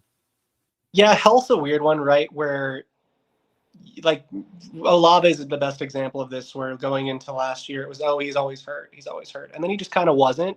So it really worked out. I would do Harvey here. Yeah, for sure. If you're down, I'll mix him in. I don't take Harvey too often. I've kind of had a hard way to it's been hard to decipher exactly how you should approach the Denver backfield for me, honestly. Since the draft, I didn't like Jonah Coleman very much. He's probably going to be involved, but then like Dobbins always gets hurt. So at some point, I do expect Harvey to just be their guy. Pitch me Henderson over Harvey and how different they are. I mean, Harvey was extremely inefficient, though. Like, Harvey got the volume and just didn't deliver on it, and then could never really see the field until Dobbins went down. But Harvey was punching in a lot of touchdowns. I believe he outscored Travion last year. So that's kind of my point with it, is that for someone like Henderson, who really underwhelmed last year, we're like, oh, no, run it back at basically the same ADP. But then you have Harvey, who, yeah, he was inefficient, but he was actually able to get on the field. So, yeah, I don't know. I'm not ready to wave the white flag on Harvey. But then again, I tried to trade for him last year with you a couple times, so I was in on him during the draft process. I will say this: I don't think his role is going to change, but I also don't think it's really going to expand very much. Whereas Travion's role, I think, can really, grow to be a workhorse. However, Harvey was excellent on the goal line. He was the only like pass catcher in the backfield. Like, Dobbins just never offered more than like 1 reception. And I'm not inclined to believe that Jonah Coleman's going to beat RJ Harvey. So he had that spike week capability. He can drop like a 25 pointer and be a top 10 running back when you need him. So I don't hate it. Maybe we've let him fall too far. But then, as someone who had both Broncos running backs last year in my lineup in our redraft PPR league, I was never trusting Harvey when Dobbins was healthy. So like, that's where it's hard for me to kind of like accept his price. But we're looking at backups for the most part in good offenses, and Harvey does have the chance to be the main guy. So I don't want to full fade him, but he's kind of a hard click to make. I prefer someone like Dowdle a lot more. Got you. Yeah, and maybe this is some cost fallacy from last year, where really liked Harvey going into the year. I think Denver could be one of the better offenses this upcoming year. And if he just improves, like for some reason we're not giving him any benefit of the doubt that he could get better going into next year. And like you said, Dobbins usually gets hurt. Jonah Coleman, at least in terms of draft capital, isn't someone where you're too worried about it. I just see he has an out to having a decent role even out the gates, but could also, grow into the next year. Yeah, he's either going to really take that year 2 leap or kind of flounder. I think odds are he's not worse than he was last year on a total point standpoint. You want to go Jaden Reed again? I like him the most here. Yeah, I'm down for him. Let's do it. I also like Kenneth Gainwell, and the teams behind us are a little thin at running back. Would you be down for that? Honestly, I'd be down for Aaron Jones too. I'm a big Aaron Jones fan this year, but a little too late for me to put him in the queue, but sounded like you were open to running back. So I'm going to try and play the turn. I think we'll still get a solid receiver option, whereas running back might just be like completely dead coming back around. But talk to me about Aaron Jones. Would you have preferred him over Gainwell? I think they're about the same. It would depend on my exposure, which one I'd go with. But I don't hate Aaron Jones this year, mostly because I don't think Jordan Mason, like, he had a bit of a shot last year and didn't do much with it. So I think with Aaron Jones, you could get a lot of really solid weeks. If you think that Kyler is going to make the offense overall better, then I think you could get some very usable weeks from Aaron Jones. You're worried that he's going to stay healthy, but at this point, if he just gets you a couple early weeks of solid points, or he's then healthy for the fantasy playoffs, that's a great person to have. I would agree. He feels like the more valuable of the two, and then it's really just injury risk with him. But interesting that Kelsey, Pitts, and Kittle went around that turn. So tight end is getting a little thin, but I don't think it's the position of value here. I think. Maybe we played it correctly. Jaden Reed's still there. You want Reed? Yeah, I was ready to take him with the previous one. Let's do it. We got both Packers receivers. Good call doing running back. You sussed that out pretty well. I knew it was going to be a position that at least the team right behind us needed. They only had two with Bijan and Tootin, and so like I had a feeling that team that turn was going to be more heavy at running back. So glad it worked out. I could have been wrong though. All right, so we could have taken Deshaun Watson. The massage. Oh no. My hero. Rashee Rice and Deshaun Watson on the same team. That's what we need. Yeah, we're not asking for bad karma at all with that combo.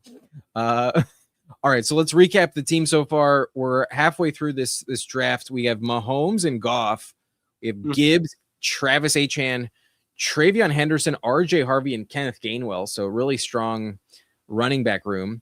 And then receivers pretty legit with Rashee Rice, Mike Evans, and then both Packers, Christian Watson and Jaden Reed.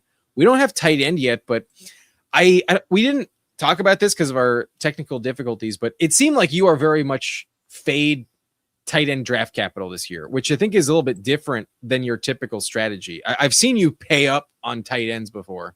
Yeah. The issue is, like, I love Brock Bowers. I think he is in that same tier of talent as Kelsey. The problem for me is needing to pay up that second round cost when I even view someone like Loveland in the same tier as him, but you can get him 4 rounds later. And I'm just a big believer that you can do something like a Goddard, a Ferguson, a Chig. Like, you can cobble together 3 of those guys later and get very solid tight end production. Whereas with receiver, that's a lot harder to do with these later picks. It's really hard to look and envision how am I going to make up those points with these other skill position players down here. Yeah, I was wondering before the show, I couldn't remember how much in the auction league did you spend on Bowers? So I did actually get him for pretty cheap. It was like 20. Like, okay, was way cheaper than I thought I was going to have to pay for him. I remember somebody paid more for like McBride by like a significant, like someone paid like 34, 35 for like McBride. And then you got Bowers like later on at a huge value. It was way less than I thought it was going to be, but it's just hard. And he didn't ruin me this past year. It was Brian Thomas. So it's hard to, Brian Thomas really decimated me this past year.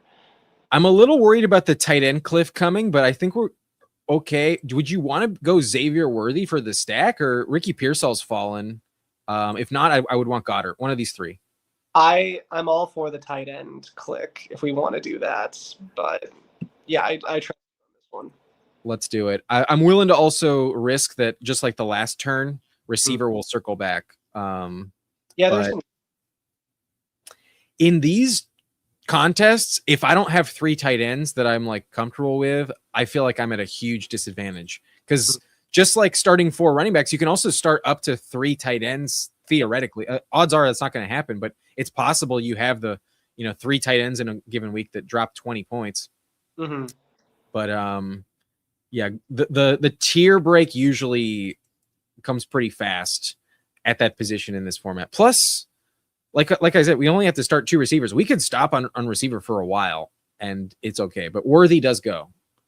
That one I would have been really interested in. In not bad. I do like him a ton. Keaton Mitchell I like a ton. I'd be down to go Chig. I don't really want to go Jaden Higgins, I'll be honest with you. I do like Chig. I think Chig could actually be really good this year in Washington. I think our team needs tight end a little bit more. I'm going to go Chig. Get Chiggy with it. Yeah, I think he could be really good there, especially because you were mentioning on the past draft your nerves around the Washington skill position players. They bring in Chig, who, I mean, we just saw Zach Ertz be pretty decent for this offense. So I think Chig could do everything Zach Ertz just did, plus a little bit more. 100%. Zach Ertz had like 8 touchdowns or 9 touchdowns 2 years ago, and then before he got hurt, he was also kind of delivering fairly decent. Like he was a waiver wire guy for sure. Not too many people were like trusting him on draft day, but like he was cracking the top 12 a few times. And then Daniels got hurt, and even Mariota kept him afloat. So yep. I've liked Okonkwo over the years. I felt like he's always kind of underrated. I've noticed whenever I do my rankings towards like the end of the season, Okonkwo is very consistently like in my top 15 because he's getting like 7 or 8 targets down the stretch. And it's just like, you might not get a touchdown because it's the Titans, but like he's their best weapon. He's their like most consistent mover of the chains. And the Commanders have a lot of targets and volume up for grabs, especially in the touchdown department. I think he could be just as, if not better than last year, where he had like 79, almost 80 targets. So I like Chigo a lot. And with Sadiq and the Jets offense, I don't think he's safe at all anymore. So this is a section of the draft where I like to load up on tight ends. And like, if you told me Chig did better than Woody Marks this year from total points, I'd believe it. You know what I mean? Like, kind of who you're comping to in this range, where it's like, yeah, he's probably just a better pick in general. I would say that's a really good bet to make. I don't trust Woody Marks really at all. Yeah. So yeah, I think value wise that was wise. If we didn't already have 5 running backs, I think I would have probably gone with Keaton, who you said, but I kind of felt like knowing the board and like anticipating the value, I was willing to pass. Because like now we're only looking at like TJ Hawkinson, AJ Barner just went off at tight end. It fell off kind of fast, but like we're also still just looking at backup running backs ultimately. Yeah. Who are you leaning around here? Here, I kind of want to wait just 2 more seconds, but I think the delay is over. So I would go Diggs here. I think Diggs has the highest upside of anyone left available. Yeah, and he could change the most in terms of ADP depending upon where he signs. I've been so inclined to take the free agents as long as they're free agents because they feel more talented than some of the, skill position players otherwise. Like you can't convince me that the season Diggs had last year, he's not much better than what Omar Cooper Jr. can offer year 1 in the Jet system. Like maybe Cooper is just that good, but like I know what I trust in Diggs, and there's still Miami, or in my opinion, the best landing spot, Las Vegas, available for him to go to and get another 115, 120 targets. So that's a good point.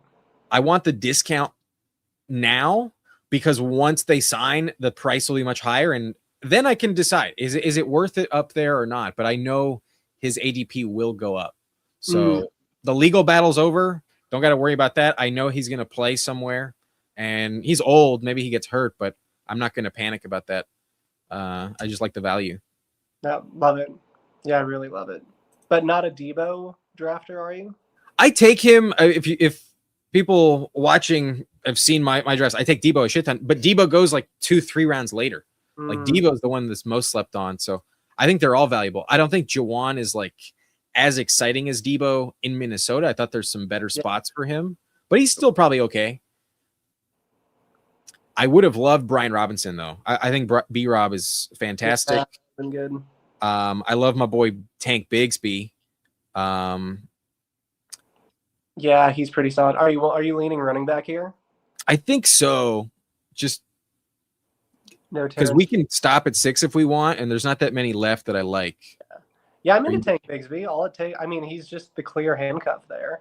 Yeah, if he ever gets the job, it's definitely going to crush. It's all or nothing, but so is every handcuff. Like it's the same argument with Dylan Sampson. Like, okay, maybe I get a week where Dylan Sampson has a touchdown and 12 points, but like whatever, like he's never going to get the job unless Quinshawn gets hurt.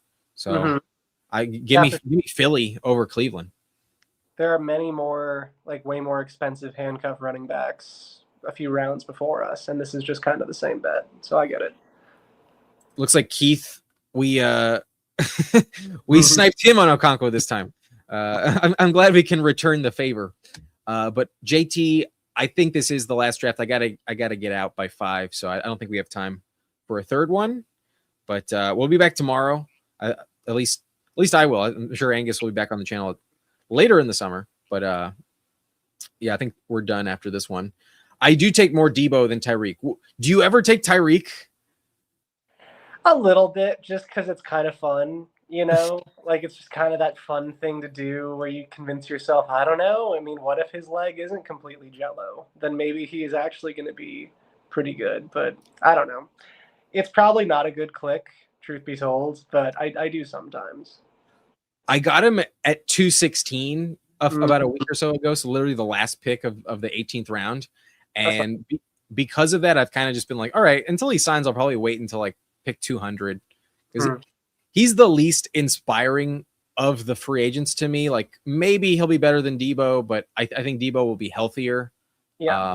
And then I also worry about some of like the landing spots where like maybe the head case aspect of Tyreek just keeps him off the field in a lot of places. But if he does Tyreek Hill things just for like 2-3 games, he'll probably be worth it. Definitely. I mean, dude is super talented, but he also did have just an absolutely gruesome leg injury. So it's when his whole thing was elite speed, so you don't know where that's going to be back, but I'm rooting for him. If that's impacted, he's probably never going to be the same, but he's probably worth it in the final round of this draft, perhaps, if he's there. We got 5 picks left. How many quarterbacks do you want to exit this thing with? Yeah, we could do that again if we want to. But I don't know. I'm kind of not. I kind of like what we got, and I'm more. At least I feel we've done a decent job building out our team. That I'm down to just kind of target value, if that makes sense. I'm down with that. Good pick versus saying, "Oh, we need another quarterback. Let's take this scrub." We got 10 seconds. I kind of want to get our last tight end again, and I mean he's on the thumbnail. I want to go Njoku. Yeah, let's double draft Njoku. Let's do that. Feels if I'm gonna take a Chargers tight end as of today, the price is so much cheaper. Just give me Njoku a little bit above ADP than like trying to get the best value on Gadsden. I'll wait for Gadsden to settle. I think he can fall to where like Hunter Henry is going. Oh, for sure. Yeah, I'm with you there. I love that as a third tight end. He could have a pretty sizable role from the get-go. So yeah, I'm into that. Sweet. So far we're chilling. I asked you the quarterback question because Justin Fields was like top ADP at that position. Do you want to just bet that Mahomes stays healthy, or would you be interested in just like handcuffing him to Fields? Because Fields can also pop for like 35 points. Yeah, I'm down for a Fields if he comes back or whatever. I would be open to doing a Fields just to kind of pair him up with Mahomes. That's not a bad idea. That's kind of the only scenario I'm like excited to do it. But I'm also fine just betting that Mahomes delivers because we could fade quarterback again. We're in the handcuff territory. It's up to you. Fields, just because we know what he can be for fantasy, and then you can kind of tell yourself the story that this would be the best situation he's ever been in his career. Right. Like the Bears at that time, it wasn't the Ben Johnson Bears, so it was a little bit more rough. The Jets are the Jets. Steelers were pretty rough when he was there. So if he's able to just be decent with the Chiefs, he could put up points each week. Yeah, I would trust Andy Reid to deliver in that regard. I don't know if he ever gets more than like 2 games this season, but if he does, he's probably going to run for like 80, 100 yards. So in this format, I'm down with it. And I'm not usually taking him without Mahomes, but with him, it feels justified at least. Locking up the Chiefs quarterback, not a problem. No, I love it. We have 2 clicks left. I think we need 100% a 6th receiver, but I don't think we need a 7th. I think we can stop with the tight end room we have. We could stop at running back with these 6. I don't think that's bad. So I'll request that one of our last 2 clicks is wide receiver. What position do you think we should go in with our last? We have 3 clicks left. I thought we only had 2. Yeah, it has to be. It's got to be 3. Do you want would you rather have a 5th quarterback or a 7th running back? I'd probably lean the running back, honestly. Like we're very much in the camp of we need Goff and Mahomes to show up for us. I don't think taking like a really bad quarterback is going to fix that. So that's kind of what the team is banking on, that quarterback situation is going to be good enough. So I'd rather just get some decent position players. Sounds good. In that case, maybe we push quarterback to the final round, because like, what's the difference between like, a Mac Jones and like an Anthony Richardson? You know what I mean? Yeah. I agree with you there. So yeah, I say we look at a position player we like. And in terms of running back or receiver, I'm happy to take either one if there's one we like even more. Shout out Leia. Yeah, she's requesting some attention. All right, so we're on the clock with the next pick. We mentioned Tyreek Hill briefly. There's also Trey Harris. Would you be interested in Trey Harris? I'm into Trey Harris. I mean, I think he could actually be pretty decent. I think so too, man. I think he could be good. He could have a good role. So yeah, I'm down for Trey Harris this late. Let's go for it. So our receiver room is set. Destroyed, so that's pretty good. Yeah, I don't think we have a stacking partner with Goff anymore because Tesla was taken around the last side. Yeah, he went right after we took Fields. It's kind of Gibbs, I guess, is what it really is, but I agree. I think the Gibbs stack is enough. I don't think you need that much more. Plus, like Gibbs can also give you like 100 receiving yards and like two receiving touchdowns. The stack with Gibbs is not worth sleeping on. Mm-hmm. Where would you like to go at running back? I haven't clicked James Conner much since they drafted Jeremiah Love, but I could talk myself into it. You mentioned Najee earlier. Whoa, Leia just sat on the space bar. Who at running back would you like here? I would prefer James Conner, but that's over Najee. But that's just me. I still think there's a chance he could not be on the Cardinals. I've been talking myself into that. Could be better. I think he would be better than Najee wherever he goes, just because he's been kind of better than Najee, and he could. Yeah, I trust James Conner more than Najee. All right, well, he's here, so in that case, let's do it. Willing. Yeah, let's do it. What's the idea he's going to not be there? He's so good on the goal line. I think in the locker room, like I could before they drafted Jeremiah, I thought him versus Algier was like a legitimate discussion of like who's going to score more touchdowns. I didn't think he was just going to disappear until he got hurt. So it's just a matter of like where will he play, but talent wise, he's probably one of the best names left on the board, especially in this range where if he goes somewhere, you can conceive of a few weeks where he's healthy and just getting some really good quality touches. Yeah, the risk of getting a 0 is equal with everyone. Like Jordan James could never see the field. Kamani Vidal could never see the field. So at least I know that if James Conner does see the field, he will deliver, but we'll see what happens. Keith says he's sniping us last round. I'm not sure we even know where we're going last round. So good luck. He knows us better than we know ourselves. Yeah, he has one of those voice to skull technology things. He's gonna implant it in our mind and then steal it via Inception. Is there a backup quarterback that you're like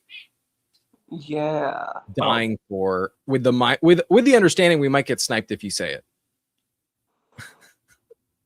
Boy, I mean, Mariota's always fun, especially if you don't think that he can stay healthy.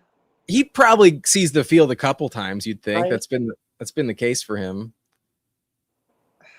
Yeah, it would probably be, again, especially mostly also because when he's gotten on the field, he's produced fantasy points. Like if JJ McCarthy sees the field, I don't think he's producing any fantasy points. We've seen that. Like right.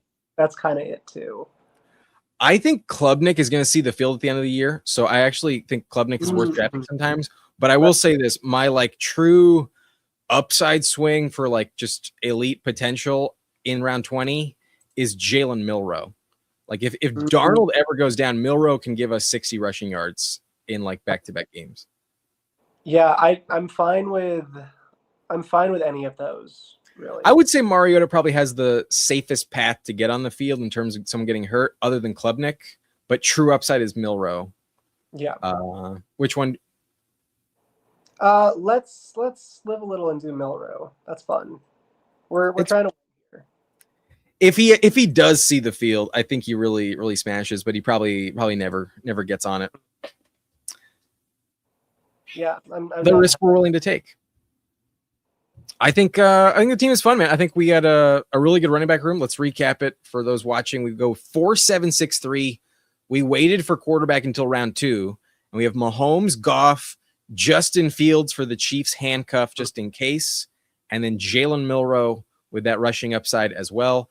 Running back room is really strong with Gibbs, Travis Etienne, Travion Henderson, RJ Harvey, Kenneth Gainwell, Tank Bigsby, and James Conner. I think you're talking me into Conner. I think I might start taking Conner a little bit more often if I'm desperate in the final round. But receiver, we only have to start 2 minimum, so I think we're chilling because who we have: Rashee Rice, Mike Evans, Christian Watson, and Jaden Reed. I like that combo of the two because they're like spike week guys that can deliver 1 week and then kind of disappear while the other goes off the next week.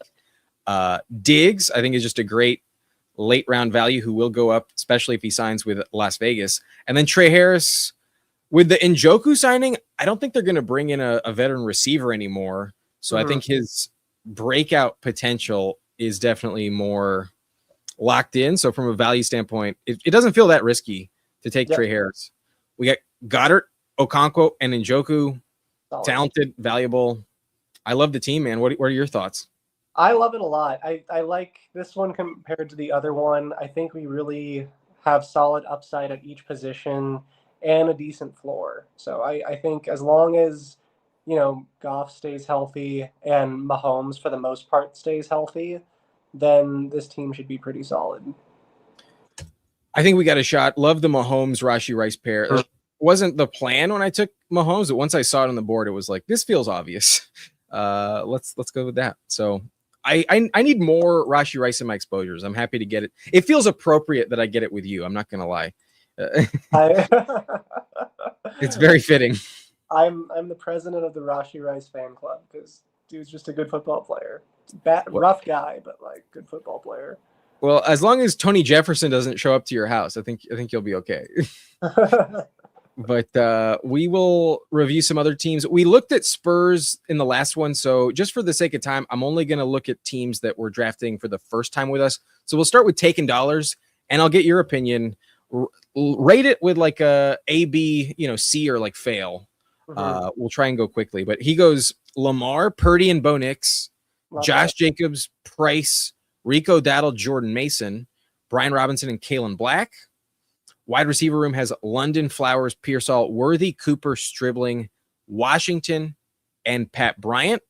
And then tight end has Tucker Kraft, George Kittle, and Darnell Washington. What do you think? I actually really like this team. It for me at least, it kept getting better as you described it. I think Jacobs is a great pick this year. The quarterback room I thought was really solid, especially if you're only going to take 3. I think those guys are really good. But you have a ton of upside with Lamar and Purdy and Bo. Really like.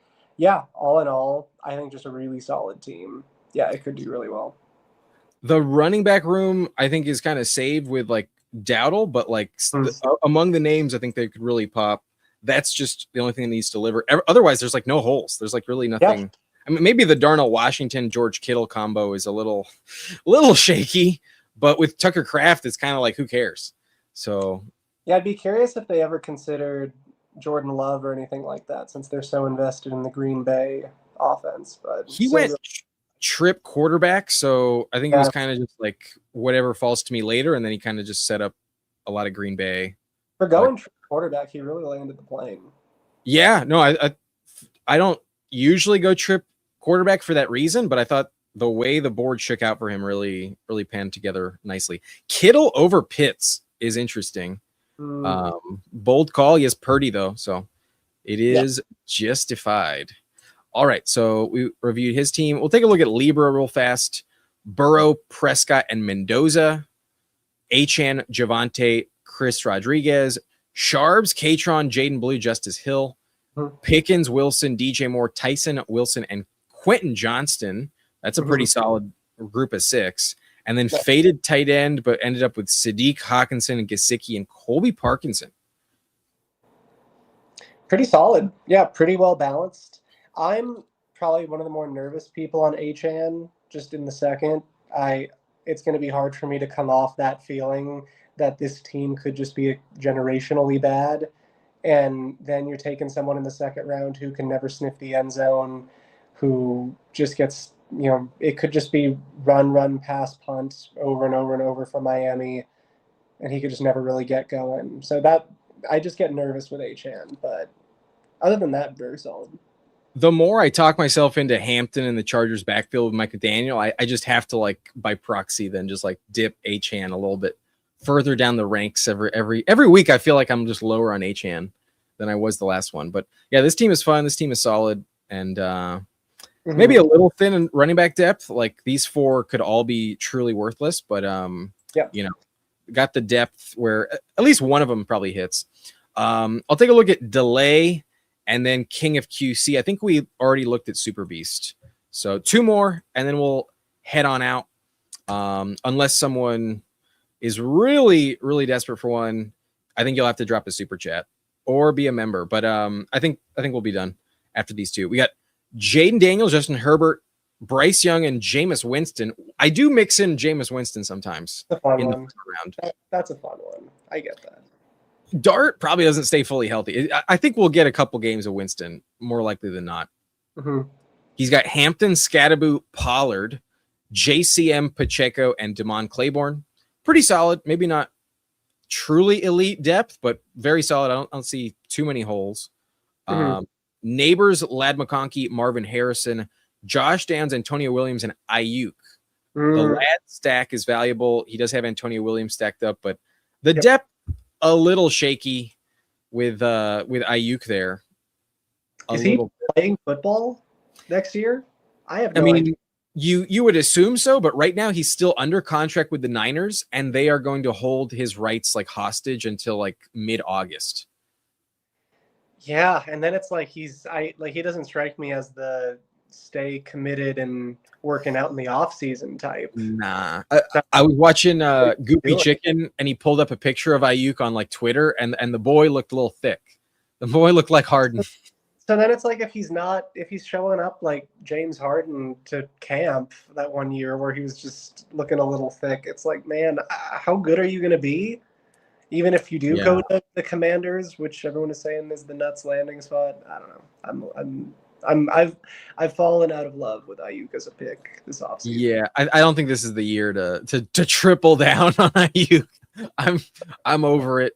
Unless he signs with Washington like early July and he has all of like the main training camp, I just don't see it. And that's where I think maybe he overcommitted at tight end. I would have liked one of these two to be a receiver. With Ayuk, it's kind of a tough bet, but he's hoping for the Washington stack. It's his only hope. I think you need a 7th receiver on this team. Yeah, Harrison's tough. Like a little tricky. Yeah, even like Neighbors and Scat, I'm just very nervous about their health in general. Like they both had pretty serious injuries. That's fair. Yeah, they could work out, but they could also just be pretty rough this year. So I'm a bit nervous for those two. They could both average 20 points a game. That's the thing where you're like, do I really want to fade them entirely? But there is some risk involved. He has the Jameis Winston stack with Scatteraboo and Neighbor. So Dart is also very, very injury prone. All right, we'll wrap it up with King of QC, and then I'll let you go. We got a 12 slot going 5-6-6-3 with Baker, Tyler Shuck, and Jacoby Brissett, Kirk Cousins, and Mac Jones. Running backs, Christian McCaffrey, Bucky Irving, Ramondre Stevenson, Dobbins, Braylon Allen, and DJ Giddens. And then wide receiver has Amon-Ra, Chris Olave, Parker Washington, Rashid Shaheed, Trey Tucker, and Ted Hurst. Receiver feels a little thin, not going to lie. But tight end with Andrews, Juwan Johnson, and Kate Otten. If you can fill all your flex spots and all you have in the lineup every week is St. Brown and Olave, then I think he's great. I think he's in good shape.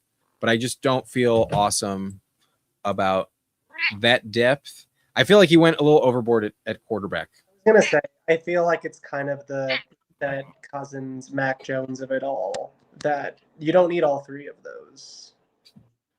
A little too much. I think passing on Brissett there would have been the best value play. Like which position did we find thin? The receiver position, kind of.